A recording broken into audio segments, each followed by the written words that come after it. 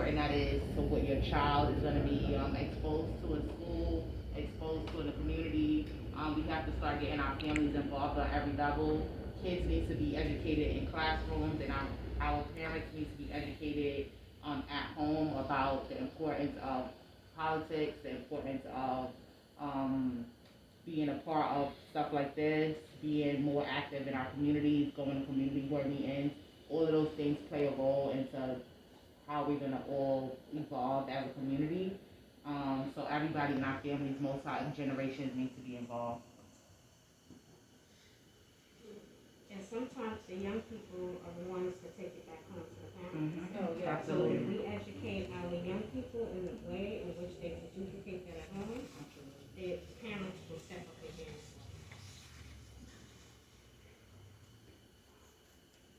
Any more questions? I actually love this because it's a real discussion. We can talk about housing. Sorry. My bad. We can talk about housing. What are we doing for equity? The Biden administration got so many cameras. I work in the private sector. I don't like cameras. But anyway, the Biden administration is talking about equity in building EJ community. So our community is the EJ community. What are we doing from the new standards is a lot of housing have to be all retrofit because we're trying to decarbonize communities, stuff like that. We already know that's the mandate that has to be done. But what are we doing from an equity pool? Are we building from a policy standpoint, because we know we create jobs and stuff like that, but as developers coming in communities that keep up building affordable housing, I'm not anti-affordable housing, but I'm more pro affordable homeownership, because we need to create wealth in community, wealth is homeownership, you have to have ownership. Are we creating affordable homeownership? So what can you do on a state level to create policy behind creating affordable housing wise, and then how are we supporting black developers, young entrepreneurs that are black developers, social responsible developers? What are we doing about that? How are we making sure that they have access to capital? Because capital is really the key. Most black developers don't have access to capital. Doesn't matter what school they go to, because the game is just not fair. So is it MWBEs? What else are we doing to make sure that they have the same access that the white developers have? Well, I have to once again defer to y'all plan. Because y'all kind of laid it out for what it is. And it really requires getting support. Getting support around those initiatives. One of the things that was part of my platform was about homeownership opportunities and making sure that there were available spaces with these things. One of the conversations that I did have, which is, what is that, the EBC? Is that what it is? From the Nehemiah houses, and they're looking to try to restructure and develop houses, and was concerned about the access to land, but we just keep building affordable low-income houses, but what about condos, right? Building something that has some level of equity in that. That's the beginning of home ownership. And then it also speaks to the different family sizes that would appreciate access to something like that, right? We used to also have co-ops. I prefer kind of, but also co-ops, just to be able to get a beginning affordable co-ops. So if you want affordability, just create a space in which we have access to those things as well. But it goes back to land use, right? It goes back to those things. Making sure that when you're accessing land, when you're accessing funding, that you're required to make sure that there's available spaces. Being part of the discussion as to what the land use is going to look like when it comes to the land that we have access to within the community. We have a whole gateway area, right? We still have parts of it from where the, what is that, on Fountain Avenue, the developmental center. They're selling off acres and acres years ago. Who was really part of that discussion? Right? So it's about, number one, being part of the discussion when it happens, Number two, making sure that we're part of the discussion and putting pressure on elected officials before they get in, while they're in there, about creating mandates. If they're gonna put funding, provide funding for some of this development that's out there, we need to have a discussion about what that looks like. Supporting the organizations and the churches that are engaged in these projects, right? Cypress Hills Local Development, what's it, NY, NITAC, organizations like that really should be the ones that's receiving the funding to develop on some of this stuff. Exploring the community land trust options. That's something that I absolutely support. Right? So this is where we're at with it, but we need support. I can't just be the lone soldier, right? One elected going up there with some relationships, saying, hey, this is what the community wants.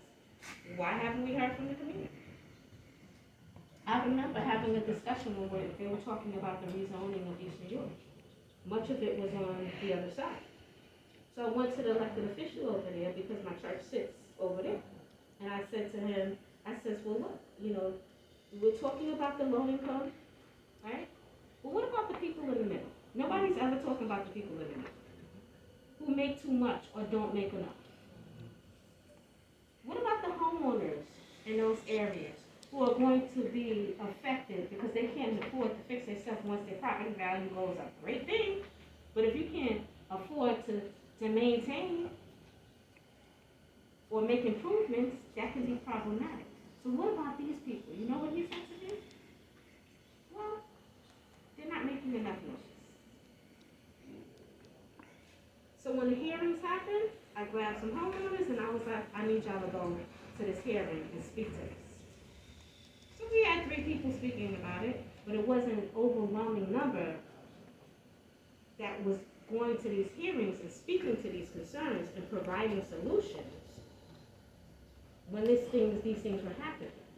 So what you guys are doing here, you ladies are doing here, and the agenda that you created, you did all the work for the elected. All I gotta do is just support it. Because it makes sense. It's called common sense.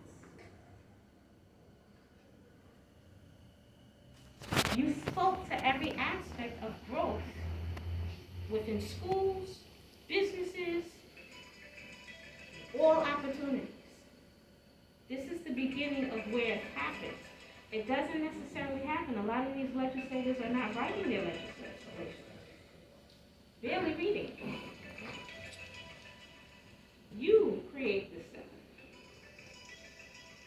I like to be in the know. We had several discussions prior to this, understanding how it works. I didn't even know some of this stuff. And I'm not the person to get up there and say, I know it and I really don't. No, I don't know it, but I have a partner who does. I have a bunch of partners who do. Let's bring them to the table to have a discussion about what's going to really work. And tell me who's going to oppose this and why.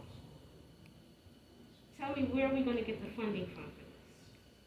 Where can we pull this from?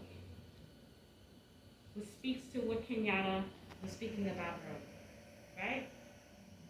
Just where do we get this money from? How do we redirect it into some spaces? It's always going to come down to a comprehensive partnership and making sure that we're getting the support and talking to people that it impacts. So I won't be able to do any of this. I'm not going to be knowledgeable unless I have surrogates that are saying, Nikki, this is what it is. You tried this. This is what happened. These are the results. And this is what we found it's going to work. And that's how the process is going to go. I feel like I missed another part of what you asked. No, you answered it. I was going to ask something on, but no, you answered pretty much the same thing. You don't scare me, so just ask me questions. Something about the business financing, how businesses come up. As of last year, I've been in business as a minority for 17 years. I've been NWBE certified for about 14, 15 years. first time the SBA even looked at me. You have to understand, if the SBA don't look at you, you technically don't exist out there. So, because they, in my opinion, they're planning to look at minority businesses. So I'm telling all the minorities, get your paperwork in order. Technically, you need a 2-year history. So sometimes you may have to file a back tax to identify who you did, what you did in 20, and get your business in line for what you did in 21. Get your paperwork in order. They got grants out there. I'm gonna put my hand up like this, because I don't even understand what's going on. The LBCs call me up and tell me put in the application. I'm MWBE certified. I have all the legal structure. When they call me, I call my friends. And I help them sit down and navigate, put it through, because there's a climate to look at minorities, to give you the working capital that you need to grow your business. They're creating it, but you have to have technically you need a 2-year legal structure. You can't just start for 1 year and think. So, put your papers in, do what you're supposed to do to line up. You have to stop trying to hide. You have to stop trying to hide. That's why a lot of us don't qualify. Like they have the houses, and they don't claim that they got the rent. But then when they need money to refinance, they have no economic structure in the property. So that's why the property has no value. When you could claim rental income and have a minus on your real estate, and you prove that your business, your house has some equity flow. So we have to learn to tell our story. Stop thinking we're supposed to go in the corner hiding. Because that's how you drown. Because when you need to come up, you can't. I've seen people lose their houses because the parents reversed the mortgage. I keep trying to tell them, you need to put a tax return in there so you can prove that the building has a cash flow. You need to prove the building has a cash flow. The Jews come in, that's it. So we need to stop hiding what we have. We need to stand up and allow. I don't care if you recognize for $100. I'll make the tax return. Say somebody put $100 into my stuff. I spent $3,000 trying to get $100. You got recognition. You have been seen. You're established. We don't understand the game. And that's why the businesses can't come up. We don't understand the game, but nobody's really sharing the game in a way that we should be sharing. Okay, so here I am. My name is Gwen Moore. One of the things that should be invested in is Ms. Moore, right? There should be an investment in her ability to teach and outreach and expand her outreach. But she's one person, and if there's no investment made, then how is she going to properly expand? We did, a lot of people say Jews, but they got a real system in place. So I'm willing to offer it and teach it to the different organizations. You can look at it and see. Because I do a one-on-one with my customers, but now, I will talk to Cyrus about it, and I need to talk to Monique and other organizations that I'm going to help them put together a package to create the mindset of thinking. So, And Ms. Moore is a real thing. I've been sending people to Ms. Moore for years. And still sending people to Ms. Moore. About 15 years. So I know that's a real thing, and she's somebody that's actually affordable and accessible, and she gives free services, and she gives affordable services at the same time. But one of the things I realized, we started an organization I was helping and working with, and some of you may have heard of it, which is the United Youth Aviators. And they actually put a program together where young people can actually get their hours of flight time. They're learning STEM work, and by the age of 17, they would get their private pilot's license, right? So we were like struggling to get assistance for this program in East New York. So I went over to, I called, a friend within the educational chair at that time, which was Mark Traeger.